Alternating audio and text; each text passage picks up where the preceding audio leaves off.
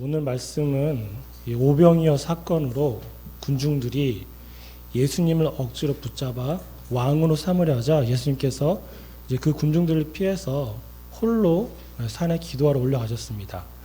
그리고 제자들은 이제 배를 타고 갈릴리 바다를 건너서 이 가버나움 그 땅으로 이제 가는 와중에 갑자기 풍랑을 만나서 곡초를 겪게 되는 이제 그러한 장면이 오늘 본 말씀입니다. 이 제자들은 예수님의 손에서 이제 계속해서 떼어져 나오는 떡덩이와 이제 물고기 조각들을 경험했습니다. 그래서 바로 옆에서 목격했고요. 또 이 군중들, 그 2만 명에 가까운 군중들을 먹이는 정말 불가능할 것 같았던 그런 상황이 이런 초제한적 이적을 통해서 해결되는, 또 자기들 손으로 이렇게 실현되는 것을 이제 경험하였습니다. 어느새 날은 이미 어두워졌고 캄캄해졌고 이 2만 명에 가까운 사람들에게 이제 떡과 물고기를 열심히 나눠줬던 제자들, 거의 중노동에 가까웠겠지요. 너무나 몸이 피곤해서 빨리 좀 어디 눕고 싶었을 것입니다. 하지만 동시에 이제 그들이 경험한 그 신비한 이적, 정말 말로 설명할 수 없는 그런 기적이 또한 그들 동시에 흥분시켰을 것입니다. 굉장히 만감이 교차했을 것입니다. 예수님은 그런 제자들을 빨리 이 오병의 현장에서 벗어나도록 재촉하십니다. 오늘 사건을 기록한 동일한 기록하고 있는 마태복음과 마가복음 말씀 보면은 예수님께서 즉시 제자들을 재촉하여서 배를 태워서 이 건너편으로 가게 하시고 그동안 예수님 혼자서 군중을 다 돌려보냈다라고 기록하고 있습니다. 네.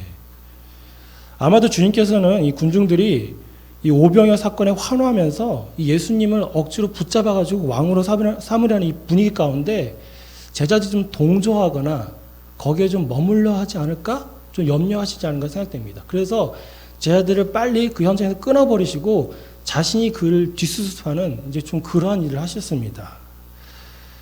그래도 이 배에 탄 제자들, 어쨌든 예수님이 안 계셨지만 배에 타서 이제 가버나움을 향하던 제자들에게는 가장 큰 이 감동이, 여운이 여전히 남아 있었을 것입니다. 그래서 끊임없이 이 사건에서 얘기했을 것입니다. 이게 쉽게 잊혀질 수가 없겠죠. 눈에 보지도 못한, 듣지도 못한 일들이 벌어졌으니까요. 그래서 우리가 따르고 있는 이분이, 가르침을 받는 이분이 우리의 목마름과 배고픔을 다 해결해 주시는구나. 참 선지자시구나. 참 선생님이시구나. 대단한 어떤 위대한 분이시구나. 이걸 더 경험하게 됐다. 이런 얘기도 했었을 것이고요. 이렇게 대단한 분이 나중에 우리 이스라엘 해방시켜 주시고 한 자리 차지하지 않으실까? 이런 얘기도 오갔을 수 있습니다. 이건 단 춘축인데 이런 어떤 감동과 흥분이 계속해서 배 안에서도 유지됐을 것이라 충분히 예상할 수 있는 것입니다. 그런데 배가 이 갈릴리 바다 중간 즈음 갔을 때 갑자기 역풍이 일어나고 풍랑이 크게 일어나기 시작합니다. 이 갈릴리 바다는 이제 해수면, 기본적인 바다 수면보다 한 200m 정도 낮다고 합니다. 좀 독특한 지형이죠. 그래서 이 낮 동안 뜨거워졌던 갈릴리 바다의 그 해수면과 갑자기 이제 해가 져서 그 중동지방 일교차가 심하지 않습니까? 그러면서 이 고지대 쪽에 있는 찬바람이 내려와서 이렇게 갑자기 이제 난류가 일어나서 풍랑이 일어나는 때가 가끔 있었다고 합니다. 하필 이날 그 큰 풍랑이 일어나게 된 것입니다. 제자들은 열심히 노를 저어서 바다를 빨리 건너려고 했습니다. 하지만 여의치 않았습니다. 이 마가복음과 마태복음을 보면은 제자들이 바다 위를 걸어온 예수를 만나게 되는데 그 시각이 새벽 4시쯤이었다고 합니다. 그러니까 밤이 되어서 출발했는데 새벽 4시에 되도록 거의 한 6시간 가깝도록 계속 이 파도와 싸운 것입니다. 얼마나 고생했는지 좀 짐작이 가십니까? 제자들이 배를 처음 탔을 때는 분명히 잔잔했을 것입니다. 파도가 정말 잔잔했을 것입니다. 예수님이 재촉해서 제자들이 빨리 배 타고 가. 이건 내가 마무리할게. 이렇게 했을지라도 제자들의 좀 상당수가 어부 출신이지 않습니까? 그러니까 이들이 딱 보면 알거든요. 오늘 밤 괜찮을 거야. 타자. 빨리 가자. 이렇게 안심하고 가버나움으로 향했을 것입니다. 그런데 예상치 못한 풍랑이 일게 된 것입니다. 전혀 예상치 못했을 것입니다. 그리고 베테랑 어부들이 아무리 이것을 이겨내려 해도 이겨낼 수 없는 상황에 빠진 것입니다. 그러니까 바로 몇 시간 전에 오병이어 사건을 경험하고 그 은혜에 충만하여서 막 이렇게 이야기거리를 이렇게 막 이야기꽃을 피웠던 이들이 바로 몇 시간 후에는 파도와 싸우고 바람과 싸우며 나 죽겠다고 빨리 살자고 이렇게 안간힘을 쓰는 그러한 상황에 빠진 것입니다. 사랑하는 여러분, 우리의 삶도 이와 동일하지 않습니까? 주일 예배 때, 기도회 때, 구역 모임에서 말씀의 은혜를 받기도 하고요. 또 찬양의 위로를 받기도 하고요. 또 기도로서 주님과 아주 깊은 교제를 나누기도 하고요. 그런데 이 예배당 문만 나가면은 또 구역 모임이 파하고 나면은 현실 가운데서 우리를 덮쳐오는 그러한 고난들이 혹시나 있지 않습니까? 은혜를 다 깎아먹고 낙심하게 만드는 그런 현실의 벽들이 우리에게 있지 않습니까? 그것이 돈이나 물질의 문제일 수도 있고요. 또한 관계의 문제일 수도 있는 것입니다. 또 사소한 아주 말다툼이 생기게 되는 어떤 반목과 갈등일 수 있는 것입니다. 하지만 이것이 우리가 그것을 어서오십시오 하진 않지 않습니까? 그냥 그렇게 다가오는 것입니다. 그냥 덮쳐오는 것입니다. 내가 바로 방금 전에 하나님의 은혜를 맛보았는데 그 은혜 가운데 충만 임했었는데 왜 이렇게 힘든 일이 생기는 것일까? 실망과 자괴감에 빠질 수도 있는 것입니다. 저 같은 경우에도 이제 초신자 시절에 아주 예전 얘기죠. 아내와 이제 결혼해서 한참 교제할 때 한 교회를 같이 섬겼었는데요. 초신자인지라 말씀의 은혜를 굉장히 사모했었습니다. 그래서 거의 매주 예배 때마다 막 울었어요. 예, 약간 자랑 같지만은 아내도 막 울고 그래서 막 야 역시 초신자다 보니까 거의 스폰지가 물을 빨아들이지 그렇게 은혜를 사모했었거든요. 그런데 신기한 것이 가끔 그 은혜가 충만할 때 그 날에 그런 마음을 뒤집어 놓는 일들이 생기더라고요. 갑자기 회사에서 연락이 와서 박 팀장 수정사항 있어 빨리 회사 들어와 이렇게 연락 오기도 하고요. 또 그 여자친구 지금 아내하고 얘기를 하다가 별것도 아닌데 네가 잘난 내가 잘난도 아니에요. 설교 갖고 얘기하다가 막 다투는 거예요. 어떤 건지 이해하시죠? 그 은혜를 다 깎아먹고 마음을 다 뒤집어 놓고 서로 으르렁거리게 만들고 막 낙심하게 만들고 이런 일들이 종종 생기더란 말입니다. 이게 바로 우리의 현실인 것입니다. 방금 전에 지금도 마찬가지고요. 이렇게 은혜를 받았더라도 이 예배당을 나가서 이 시간이 파하면은 또 다른 또 우리가 항상 경험했던 그런 현실의 문제들에 다 덮치움을 받는 이게 무슨 그걸 다 뒤집어 쓰는 그러한 고난을 겪을 수밖에 없는 게 바로 우리의 인생이란 것입니다. 현실과 신앙이 일치하지 못하고 현실은 여전히 팍팍하고 두렵고 혼란스럽고 무질서합니다. 그리고 그것은 여지없이 나를 무너뜨립니다. 두려운 현실은 예고도 없이 나를 찾아와 덮칩니다. 그런데 어떻게 하겠습니까? 그냥 그것이 바로 우리 인생입니다. 인생은 그냥 파도입니다. 그냥 넘실거리는 것이지요. 당장 배가 뒤집어지게 생겼는데 마음이 어떻게 그냥 조용하고 이렇게 평안하게 있겠습니까? 글쎄요, 저는 아직 신앙의 연조가 안 돼서 그러한 지경을 이루지 못했습니다. 그런데 누구나 다 그런 마음의 겪는 것은 너무나 당연한 것이라 생각됩니다. 감정이 상하고 낙심할 수 있는 것입니다. 아무리 내가 은혜를 경험했다 하더라도 제자들이 그랬던 것처럼 우리 또한 그럴 수 있는 것입니다. 그런데 정말 답답하고 힘들고 괴로운 것은 이 현실 가운데 주님이 안 보이는 거예요. 내가 탄 이 배 안에 주님이 안 계시고 우리들끼리만 있는 거예요. 분명히 방금 전에 주님과 같이 있었는데 주님이 가라고 해서 왔는데 날 버리신 건가? 대체 어디 계시지? 날 지켜보시 하는 건가? 날 지켜주시나? 라는 마음이 들 수밖에 없는 게 또한 우리의 현실인 것입니다. 이런 우리 자신을 솔직히 인정하고 직시할 필요가 있는 것입니다. 우리는 그렇게 신앙의 고민도 하고 현실의 어떤 무게에 짓눌리기도 하고 그런 연약한 존재라는 것을 우리가 그냥 솔직하게 인정할 필요가 있는 것입니다. 아무리 말씀대로 살아보려 노력해도 신앙의 감동을 가슴 한가득 가득 채우고 말씀의 사람으로 살아야지 이렇게 다짐한다 하더라도 우리는 여지없이 무너집니다. 아주 얇은 이 크리스탈로 만든 그 공예품처럼 여리여리하고 금방 부서지고 흩어지는 것이 바로 우리의 마음 또 우리의 현실인 것을 알아야 하고 인정해야 하는 것입니다. 그런 연약함을 인정하지 않고 애써 보는 것은 결국 하나님에 대한 교만일 뿐이라는 것입니다.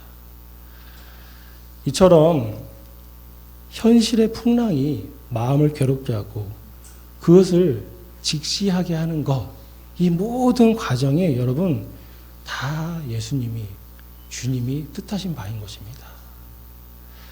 마가복음을 보면은 주님께서 홀로 무태 계시고 땅에 계시고 제자들이 바다 한가운데 있습니다. 그 상황을 아주 정확하게 묘사하고 있습니다. 그런데 갑자기 풍랑 때문에 제자들이 노를 젓고 난리가 난 것입니다. 그래서 예수님 보고 계시는 거예요, 이렇게. 그러면서 새벽 4시쯤에 바다 위로 뚜벅뚜벅 걸어오셨습니다. 그리고 주님께서 제자들을 지나쳐서 그냥 가려고 하셨다고 마가복음 기록하고 있습니다. 이 상황이 좀 재밌지 않나요? 배에 태워서 보내서 막 비바람 막 바다 파도 바람 일어나게 하시고 막 고생하고 그렇게 보시다가 이렇게 오셔갔는데 배에 오르신 것도 그냥 이렇게 지나가시는 거 이러고 그러면서 이렇게 보셨겠죠. 제자들은 더 놀라는 거예요. 이게 뭐야 지금 막 극한의 공포에 빠져드는 것입니다. 그러니까 예수를 미처 알아보서 유령인 줄 알고서 막 비명을 질렀다고 성경 기록하지 않습니까? 왜 이러실까요? 예수님께서 네. 그렇게 공포에 빠진 제자들에게 야 나다 두려워하지 말아라 라고 안심시키십니다. 그리고 오늘 말씀 21절처럼 그렇게 말이 떨어지자마자 그들이 기뻐하고 예수님을 배에 영접하였다. 그리고 그들의 목적지인 가버나움의 무사히 도착하다. 이렇게 기록하고 있습니다. 주님은 그냥 제자들 괴롭히려고 힘들게 하려고 이렇게 하신 것일까요? 아니죠. 분명한 목적이 있습니다. 이건 분명한 교육의 과정이었고 훈련의 과정이었던 것입니다. 제자들이 정말로 두렵고 무서워할 것은 원래 애초에 아무것도 없었습니다, 여러분. 주님이 그걸 가르쳐 주려고 하는 거예요. 이게 무슨 말일까요? 풍랑이 일어나서 제자들을 막 집어삼킬 것처럼 난리를 피웠습니다. 하지만 그것은 결국 주님이 일으키신 거예요.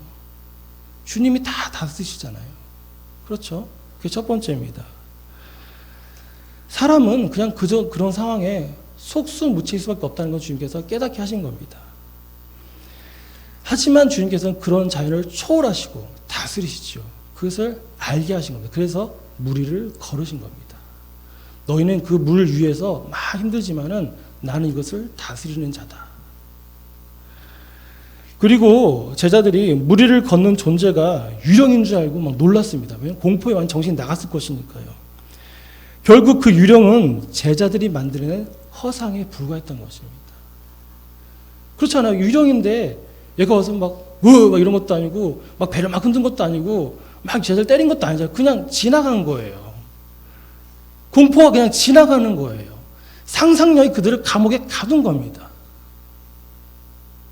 이 두 가지를 예수님께서 이들에게 교육시키고 싶었던 게 아닌가 생각됩니다. 제자들은 얼마나 무서웠던지 무려 3년 동안이나 동고동락했던 예수님을 알아보지도 못했습니다. 그냥 그 공포에 빠져서 그가 만들어낸 허상에 빠져서 그냥 막 벌벌 떨면서 고함치고 난리치고 더 이상 도망갈 수도 없는 이 바다 한가운데서 어떻게든 몸부림쳤을 것입니다. 하지만 거기 그 안에 있을 수밖에 없는 것뿐이잖아요. 끊임없이 자신을 가두고 있는 이 인생이나 망망대해에 있는 이 배, 이 한가운데 갇혀 있는 자기 자신을 직시하게 하신 것입니다. 시편 107편 말씀 보면은 오늘 이 갈릴리 바다에서 풍랑에 대한 정확한 이 말씀이 나옵니다. 여호와께서 명령하셔서 광풍이 일어나게 하시고 바다를 일으키시고 사람들을 하늘로 솟구쳤다가 깊은 곳에 내려가는 그런 위험 때문에 그들의 영혼이 녹았다고 이 시편 107편 묘사하고 있습니다. 모든 지각이 혼돈에 빠지고 고통에 여호와께 부르짖으며 여호와께서 그들의 고통에서 그들을 인도하여 내시고 광풍과 물결을 잔잔하게 하시며 그들이 평온함으로 기뻐하며 여호와께서 그들이 바라는 항구에 인도하신다라고 시편 기자는 말하고 있습니다. 제자들이 겪었던 이 갈릴리 바다에서의 고난, 이 어려움은 바로 이 시편 107편의 성취였던 것이었습니다. 아까 살펴본 것처럼 우리는 우리 자신의 연약함을 솔직히 인정하고 직시할 필요가 있는 것입니다. 그런 현실에서 우리가 의지할 것은 아무것도 없다는 것을 우리가 분명히 알아야 합니다. 아무리 열심히 노를 저어봤자 그냥 그 파도 한가운데일 뿐인 거예요. 아무리 고함을 질러봤자 그냥 바다 한가운데일 뿐인 거예요. 밤바다라서 누가 어디인지도 잘 모릅니다.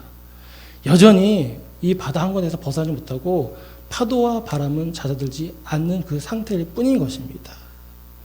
사랑하는 여러분, 그럴 때 진정으로 위로가 되시고 도움이 되는 것은 고난의 바다를 건너서 우리에게 찾아오시는 주님, 그분 한 분뿐이라는 것을 우리가 꼭 기억해야 할 것입니다.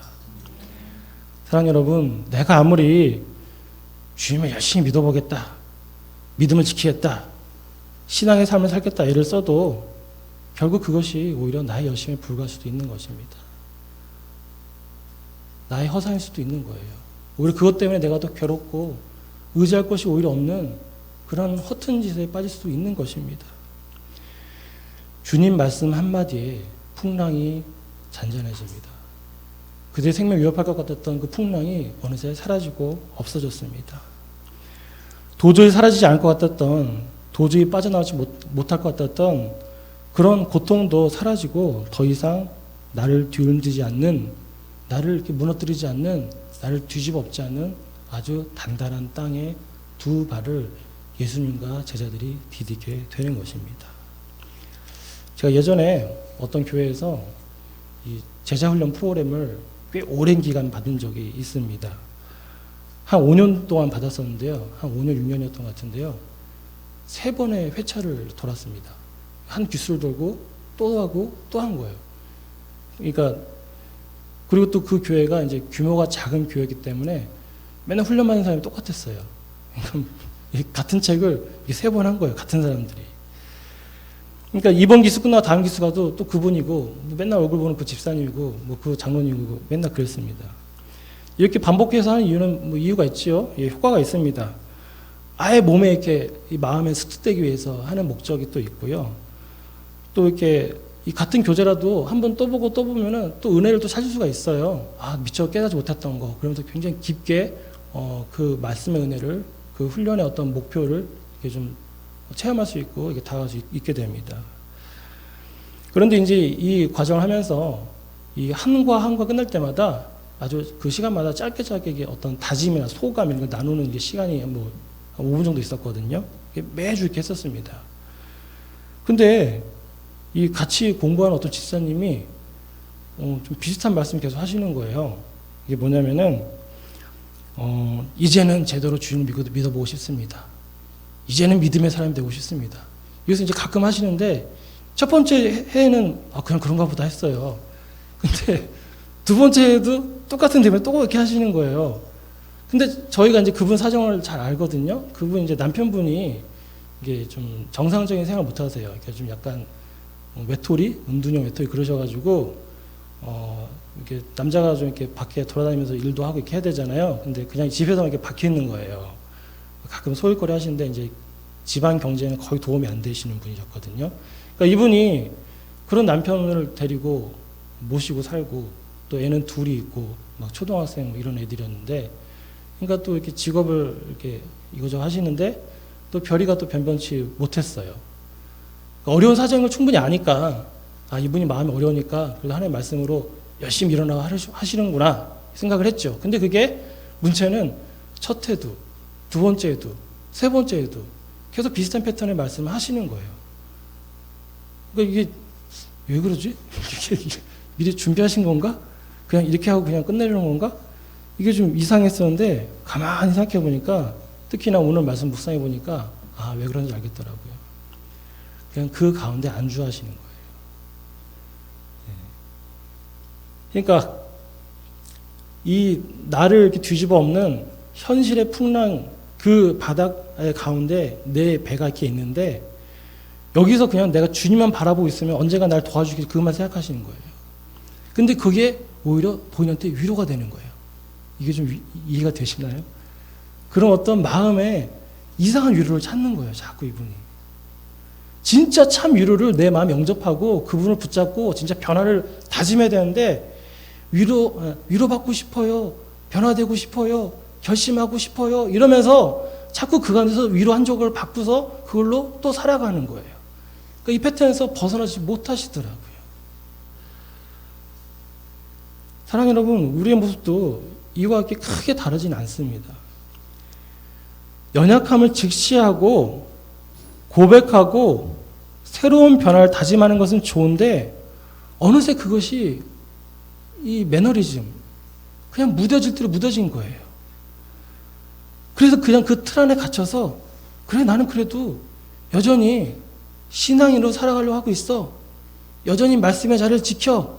기도의 자리를 지켜. 예배 잘 지키지 않아? 구역령 모임 내가 언제 소홀히 대했어? 내가 교회를 언제 허투루 했어? 이러면서 자꾸 그 가운데서 진짜 내 주님의 그 도우심을 바라지 아니하고 내가 만들어낸 그 도움을 의지하며 살아가는 우리의 모습을 발견할 수가 있더라고요. 사랑하는 여러분, 그냥 우리는 우리가 연약함을 인정하고 그냥 그 상태에서 진정으로 이것을 바꿀 수 있는 것은 나의 믿음의 결단이 아니라 내가 바라보는 주님이 아니라 나를 바라보시는 주님, 나를 향해 찾아오신 주님만이 오직 이 문제를 다 해결하고 진정한 평안과 안식을 줄 수 있다는 것을 꼭 기억해야 하는 것입니다. 그냥 배에 오르시기만 해도 그분께서 바다를 다 잠재하게 하시고 원래 가려던 목적지인 그 땅에 안전하게 도착할 수 있게 하지 않습니까? 제자들이 했던 것은 열심히 노졌던 것 뿐이에요. 열심히 놀랐던 것 뿐이에요. 어떻게 하지 막 난리치면서 이 조그만 닭장 안에서 막 이렇게 어떤 여우에 쫓기듯이 그게 바로 제자들의 모습이었고 바로 우리의 모습이 아닌지 생각해 봐야 하는 것입니다. 사랑하는 여러분, 이처럼 우리는 먼저 연약하디 연약한 우리의 현실을 직시해야 할 것입니다. 아무리 은혜 가운데 살려고 한다라도 바로 방금 전 예배를 드렸다 하더라도 현실은 여전히 나를 덮쳐옵니다. 가만히 있어도 덮쳐오는 고난의 파도가 내가 아무리 조심한다고 해서 비껴가나요? 아니요. 나를 흠뻑 적시고 내 마음을 다 뒤집어 놓고 내 현실을 다 망가뜨려 놓는 게 바로 이 인생인 것입니다. 기쁨과 감사로 충만한 적이 있어도 어느새 비교와 열등감에 상처받고 낙심하고 주저하는 것이 바로 우리 자신의 모습인 것입니다. 그리고 잊지 말아야 할 것은 무엇입니까? 우리를 두렵게 하는 것은 결국 두려움의 상상력이 만들어낸 허상에 불과한 것을 또한 우리가 알아야 하는 것입니다. 진정한 마음의 평안 되시는 주님을 제대로 알아줬다는 그런 두려움에 빠지지 않고 진정한 마음의 평안 되신 주님을 나의 현실 가운데로 영접하는, 모시는 그러한 일을 해야 하는 것입니다. 우리는 여전히 불안과 두려움에 빠져서 열심히 노만 젓고 있지 않습니까? 그래봤자 바다 한가운데예요. 절대로 그 바다에서 빠져나갈 수가 없는 것입니다. 그냥 열심히 노젓는 것 그 자체만으로 위안을 받고 있지 않습니까? 그것은 조금 올바른 믿음은 아닌 것입니다. 언젠간 빠져나오겠지, 멈출 거야, 그칠 거야 라고 생각하지 않습니까? 아니요. 주님께서 명령하지 않으시면은, 주님께서 함께하지 않으시면은 그런 평안과 안식은 없는 것입니다. 사랑하는 여러분, 우리가 나 자신이 나를 바라보신 주님을 진실로 바라보고 영접하는 우리 모두 되기를 주님으로 축원드립니다. 모든 연약함과 부족함과 두려움을 인정하고 그분을 내 안으로 영접하여 진정한 평안과 안식을 누리기를 주님의 이름으로 축원드립니다. 나의 현실의 배 안에 오르신 그 주님과 함께 다시는 흔들리지 않을 그 안식의 땅에 두 발을 디디는 그런 축복이 우리에게 모두 임하기를 주님의 이름으로 축원드립니다.